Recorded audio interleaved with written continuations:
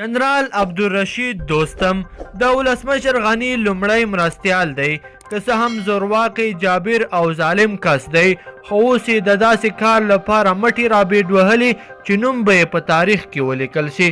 دا چې دوستم څه کول غواړي څه یې ویلي دي، مطلب راسره تر پایه پورې وګورئ. ګرانو لیدونکو السلام علیکم.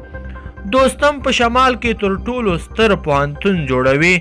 جنرال عبدالرشید دوستم په جوزجان کې په خپله شخصي ځمکه د شمال تر ټولو ستر پوهنتون جوړول غواړي. د راپور له مخې جنرال دوستم خپله 20 جریبه ځمکه چې 40,000 مربع کیږي دغه پوهنتون ته ورکړې ده او وایي چې ژر به پرې کار هم پیل کړي.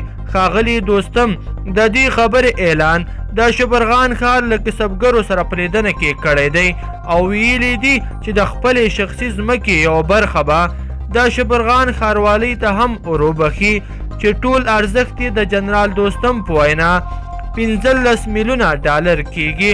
ښاغلی دوستم په داسې حال کې د شمال لپاره د تر ټولو ستر پوهنتون جوړولو خبره کوي چې د اقرب میاشت کې د شبرغان یو شمېر ځوانانو سره په لیدنه کې ویلي وو چې ترکیه غواړي په شمالي ولایتونو کې تر ټولو ستر پوهنتون جوړ کړي.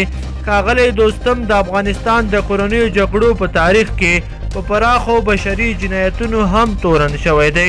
جنرال عبدالرشید دوستم د ولسمشر غني لومړی مرستیالو په تیر ټاکنو کې چې اوس له ولسمشر غني څخه خفه او ناراضه دی او څه وخت مخکې هم ولسمشر غني ته ګواښ کړی و کې ولسمشر غني سره تماس او اړیکې ښې نه شوي نو ولسمشر غني ته به د کفن په سر میخونه وهي یا د تابوت پر سر.